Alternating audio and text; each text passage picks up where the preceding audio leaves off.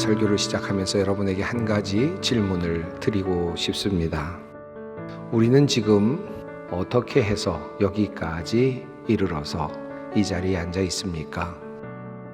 어떻게 하면 사람들이 예수를 믿게 되었고 기독교 신앙을 갖게 되었으며 하나님을 믿게 되었을까요?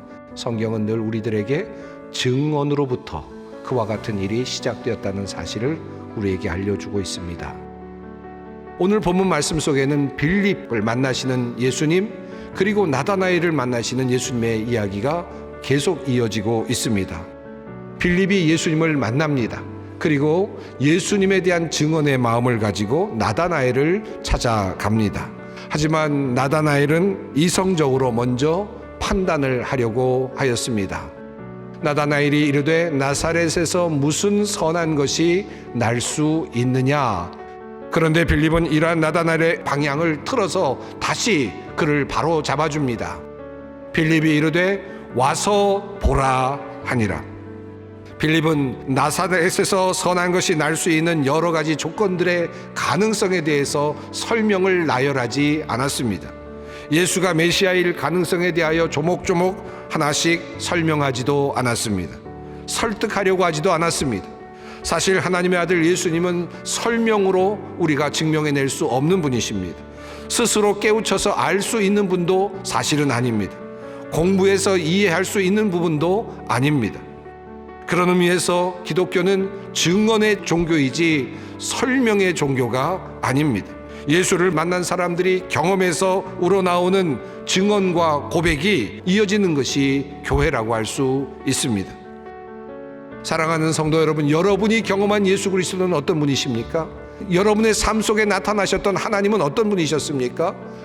그분을 증언하는 것입니다. 그분에 대하여 고백을 하는 것입니다. 그 다음은 주님께서 하실 것입니다. 그래서 나다나엘은 이제 예수님을 바라보려고 가지요. 자, 그런데 성경에 흥미로운 내용이 나타납니다. 나다나엘이 이르되 어떻게 나를 아시나이까? 예수께서 대답하여 이르시되 빌립이 너를 부르기 전에 무화과나무 아래 있을 때에 보았노라.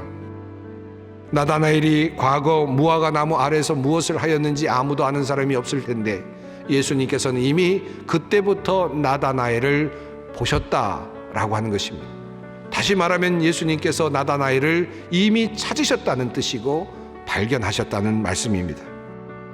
주님 말씀하십니다. 예수께서 대답하여 이르시되 내가 너를 무화과나무 아래에서 보았다 함으로 믿느냐?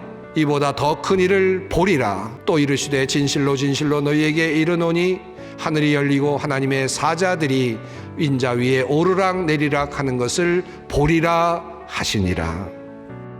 이 말씀의 의미는 무엇입니까? 이제 예수님과 함께 일어날 그 기적들, 놀라운 사건들로 예수님께서 그를 초대하는 것입니다. 예수님을 믿는다는 것은 무엇입니까? 하루하루 끊임없이 바뀌는 상황 속에서 여러 만남들 속에서 주님과 함께 길을 가면서 놀라운 하나님의 은혜와 사랑을 경험하는 것입니다. 기적을 경험해 나가는 삶입니다. 그러므로 확신이 생기고 증언의 자리에 설 수 있는 것입니다. 그래서 우리는 이곳에 와서 함께 예배하며 주님께 나아갑니다. 그리고 주님의 손을 붙잡고 주님과 함께 미래로 나아가는 것입니다. 그곳에 기적이 일어나고 치유가 일어나고 놀라운 역사들이 일어납니다. 그것이 바로 우리가 이 자리에 앉아있는 이유입니다. 사변과 생각의 구조 속에 머무는 종교인이 아니라 주님을 역동적으로 만나는 경험이 여러분 모두에게 열리기를 간절히 소망합니다. 와 보라, 이미 나의 과거를 아신 주님, 나의 속까지도 꿰뚫고 계시는 주님, 그 주님께서 손을 내밀고 계십니다. 가자, 함께 가자, 너희가 보게 될 것이다 말씀하고 계십니다.